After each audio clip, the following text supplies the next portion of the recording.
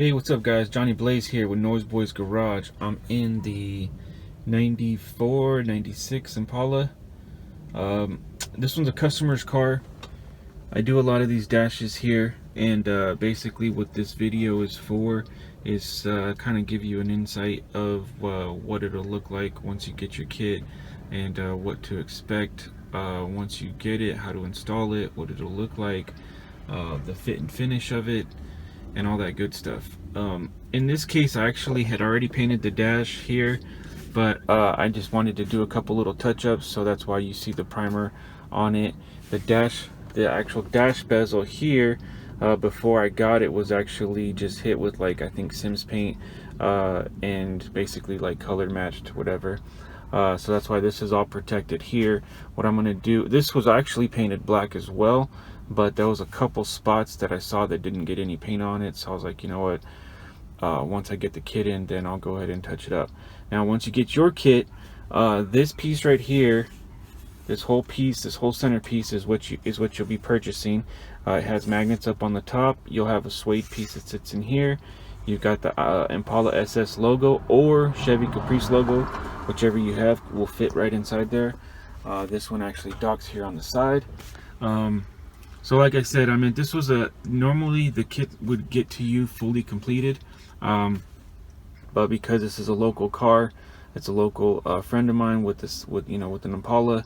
I kind of want to take my time with it and just do the install myself. Normally you guys will be installing it once you get the kit in your hands. So there's like a couple parts to this, to doing this job. I don't know if you want to call it a series or whatever, but there's a couple different videos prior to this video, and so check those out so you can see, get to the step where we're at now. Alright, a couple different things. Now, I told my boy to get the Mechless Pioneer radio. He did get just that, and so the problem is that the Mechless radio normally comes in a short chassis, where the radio is normally like a long CD player, regular standard CD player like we've seen for many years. Well, now the Mechless radios, they actually are a lot shorter of a chassis. So what that was going to do was I was going to bring this radio a lot shorter, to where then I could take the radio, slide it back, and it was originally going to go back up on top here, slide it back. There's like RCAs that go to the back of the radio, so if you think about it, the radio is, I don't know, 6.5, 7 inches long. Then we got about another 1.5 inches on the backside with the RCAs. Then we've got the knob here. Then the knob has to be flush back behind this, and not only that, but this radio only has the USB in the front, and the USB is what's gonna basically charge this iPad. And so the other problem is that if you don't have steering wheel controls, it's not really a problem. What I recommend is getting a PAC IR, basically IR extension. And basically what that does is, once this radio is like put back behind here, just imagine it was put back behind here, the iPad sits on top of that, and now you have no access to the radio. Well, this Pioneer does come with the remote, and so basically the way that works is I take this little sensor, I put it over here wherever the sensor is for the Pioneer, that gets hidden back behind here, and then we take that wire, power it up, and like for instance it could go like behind the vent, like way back in there. So when I take the remote and I'm basically pointing it in this general direction, it'll actually be going through here, through the deal, and then back and raising the volume, lowering the volume of the Pioneer radio.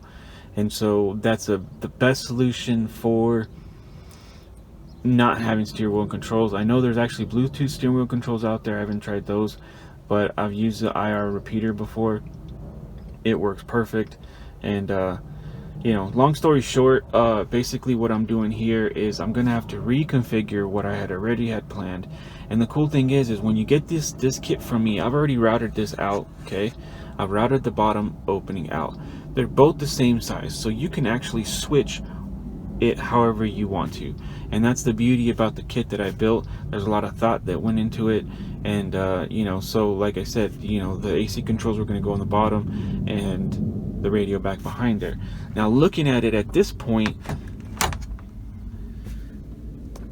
if you picture all this black, I mean, you have the gloss black of the Pioneer radio, you have the chrome of the trim, which matches the chrome of the trim here all the way around it, which you can actually see. And so that to me is going to look way sicker all day long than having the AC controls on the bottom. Now here's the other problem. The AC controls on the bottom, yes, you're going to be able to see them, you'll be able to access them, stuff like that, but you're not really going to be able to see the Pioneer radio and stuff like that once it's behind the iPad, which is fine. Is, you know, if you're watching a video on the iPad and like I said, you have the IR repeater, you can go volume up, volume down. Otherwise, you would have to then go into the, you'd have to go into the iPad, go into the volume, and then adjust your volume, you know, adjust the volume here. So, you know, if you're driving, you're gonna have to hit all this stuff, try to get into it. You know, in this case, you know, you have the volume knob here, you have the remote, and so I think it's gonna be a better outcome. But everybody is different. Some people want it to look factory, some people want it just to have a certain feel, a certain look to it. Not only that, but a lot of you guys that I've sold these kits to have double DINs, and in this case you're not going to be able to do that. You're only going to be able to put the AC controls on the bottom, double DIN up on top. And so either way, man, I mean, you can't go wrong with this. If the iPad's in the dash, it's gonna look dope no matter what. But I think it's gonna look better like that. I think it's gonna work better. You can set your AC controls before you take off, drop the iPad in there, and you're good to go. Now let me pop the dash bezel off real quick, that way you can kind of get an idea of what it looks like behind there, and what it takes to, you know, to do some of this stuff. And like I said, it was normally going to be this radio up on top and the AC controls on the bottom. Let me pop this off here.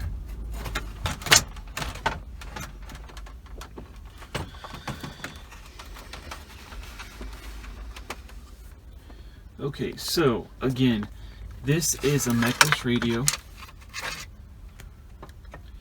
but it should have, and maybe the model numbers are different, but I was expecting it to be like this. You know, I asked him to get a necklace radio, from what I understood, that, you know, and I've done necklace radios as well. So this is the 580. This is the Pioneer. Let me see the model on it. MVHX580BS.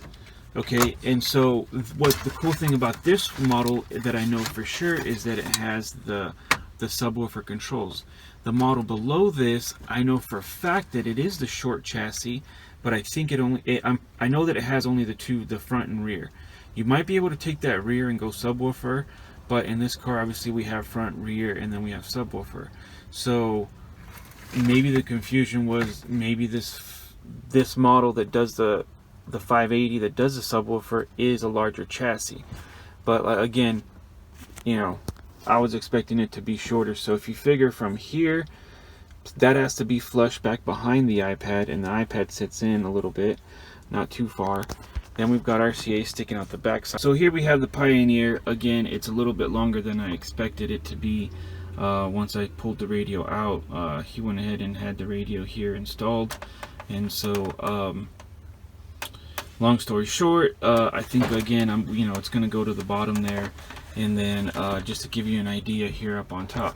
Now the AC controls here, they normally were mounted to 2 tabs here, those 2 tabs there, and then 1 tab up on the top. Okay, that's how they were mounted before. And so and then there was like basically this piece that sits in here, and then a tray that went to the back. That got broken out. I'm gonna go ahead and take a grinder here and clean up the edge here. So this edge here, and then this edge, and the platform here I'm gonna go ahead and leave the way that it is. Now thinking about it, maybe I should have cut it back, but I didn't know exactly what I was gonna do with it at the time. But looking at it now, if the bottom of this piece actually sits here and the bottom of that piece actually sits there, it actually lines up. It actually lines up well with where the opening is at here. So I really don't have to do anything other than make sure that this piece is mounted. Okay, so I'm going to figure out a way to get that mounted in there, and then get that mounted in there, and then I'm going to take a piece of, I'm going to find out what the gap is between here and here, between the piece, and then I'm going to take a small piece of ABS plastic, and it'll basically be like that, and then it'll be the thickness. That way, looking down in there, you will not be able to like drop anything in there, or you won't, you know, you won't be able, I want it finished off. I want it to look good. I want it to, you know, all the edges to be nice and clean. If you look over here though, that's a factory lip there. This is a factory lip here. So this edge, once that's cleaned up, that'll look clean.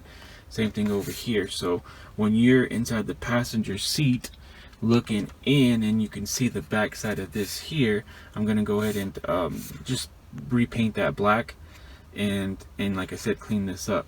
So all of that will give it a nice finished look. Up on top, you'd really have to get down below to see the top, so I'm not going to worry about that. But I just want it to look super clean. And this is all custom stuff, guys, so when you get your dash bezel, you can do whatever you want with it. Once you get it, you can put the controls up on top, down below, however you want to do it, depending on what setup you go with. What I might do is I'm going to actually measure exactly where I put this opening at. In fact, I will make a secondary kit so that that lines up the way that it is, and then that way if somebody wants to do the same setup that I've done here, the AC controls, you know, sitting on top of that piece like that, it levels it out, you know, it's clean, it's gonna look good, they're flush back, and actually it's stopping right here up against this, and it could come out probably, I would say, just a hair more, but I'm not going to worry about that because you know, to make it come out a hair more, I'd have to basically cut this line, bring it back, and it's just too much work just to even get that hair out of it. It's really not worth it. Up on top though, however, the other thing I was thinking is if I actually had it, so it actually lines up. If you look back inside there, there's the tab that normally sat on the top of this, but it's actually behind it now. And so what I was going to do is actually take a long screw and put a speed clip on the back side of the actual AC controls, and take a long screw, go through this, and then go through that other piece, and that would actually keep that nice and solid right there. But that's if the AC controls are going to go up higher. Right where they're at this very moment, it actually does sit a little bit lower than that, which is still fine. Like I said, I'll come up with the mount for them, and they'll look, you know, they'll look like they should. I'm super happy. I'm super stoked how this is coming out. Again, I'm just trying to give you guys an idea of how this should work out for you guys. Let me actually want to show you something here. So let me pull this off.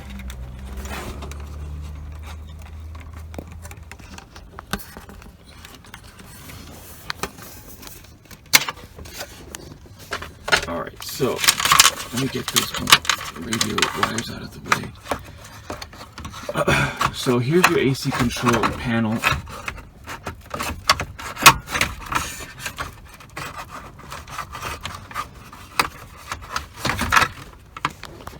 Okay, so there's a couple ways you could take this off. If you were to cut this here and cut that there first, you don't have to disconnect shit here, nothing. So just unscrew the 7 mil there, the 7 mil here, 7 mil there, cut this side off, cut this side off, and then the AC controls are going to drop. You don't have to do anything. You don't have to disconnect it, not one thing. I did disconnect a couple things until I realized that, well, if I just cut it, it'll drop, and you know, and you're good to go. And so if you have to disconnect it, there's a plug here, there's a plug here, a plug back here, this thing is a plug here, and then you have a couple quarters that come off of here, you know, 1/4 inch drive. So then you can actually take the controls out there.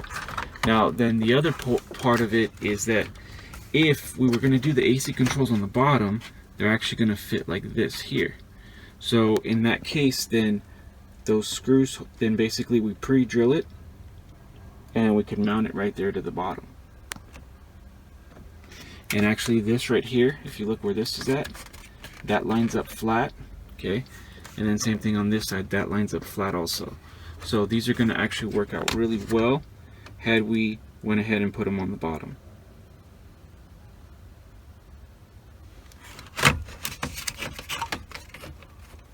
See that there? Yeah, you could even take it one step further, and you could do like a small drill hole here. Like I'd probably do 2 of them, and then you can actually on the back side of this do another drill hole like on the top, and like stick a speed clip on the back side of it. So you can put a speed clip here. So you can put a screw through here and then a speed clip on the back, and basically what it'll do is it'll pinch it right up against here, rather than just putting the screw right through this plastic. And so there's so many ways to do this, and to, you know, there's ways that you can actually probably mount it in here. You can probably put a screw in there and it'll be fine. You could do the speed clips, you can go overkill with it. The other thing too is that you could go here also, and this is another thing that I wanted to do, was once this is mounted here like that, I wanted to build a bracket that goes from this hole to the middle and then back over to that side. So you see that? So basically sit like that. So screw it on the bottom, the bracket on top will keep it from wanting to pull back, and there she is. So before I actually had a car to work on, I had the dash bezel for these Impalas, and that's how I started building these iPad dash bezels. I'm the only one who's working on these and who's actually built these for the iPads, and I sell a lot of them. And so now that I have a vehicle, I actually have, that's my 95 Impala SS, and my T-Bird over to the right, and then this is my Silverado here. So now that I have a vehicle of my own, which I'm very thankful for, you know, I can make these brackets, and that's the cool thing about when you get something that's ordered from me, is that it's been tested, it fits, it's going to fit in the vehicle the way that it should. And you know, and for instance, like this piece here, all the way around these edges, I mean, it's been routed out, so like all the edges are just super clean. Look at that.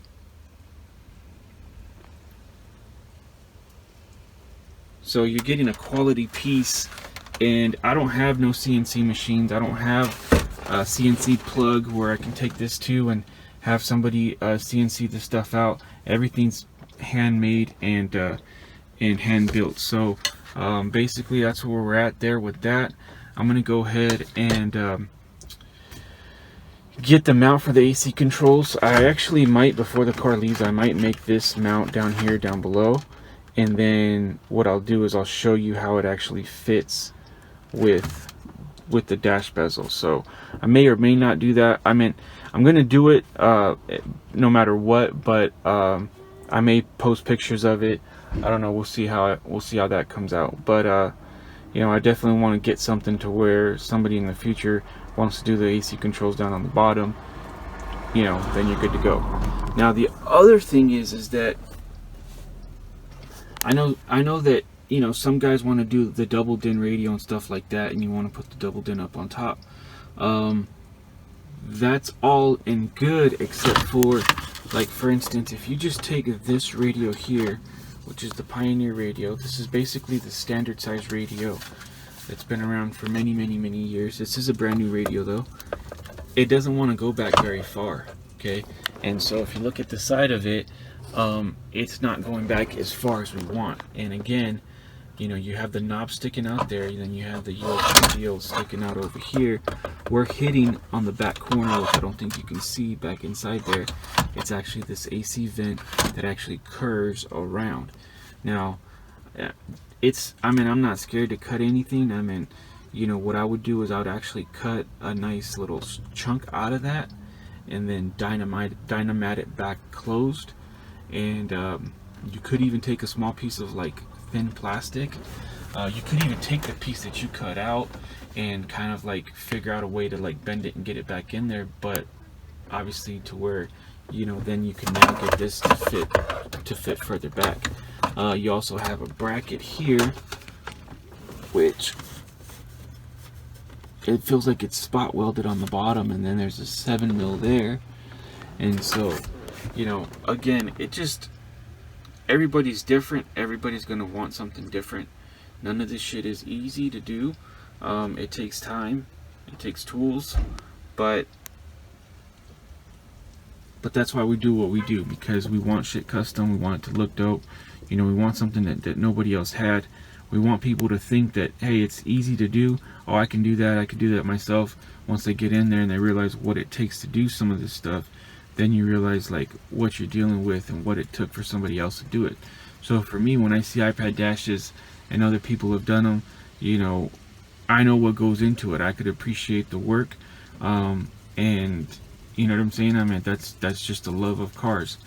So I'm gonna go ahead and finish up getting this thing together, and I'll repost some, you know, another video once we get it where we want it, and I'll keep you guys in the loop of how this looks.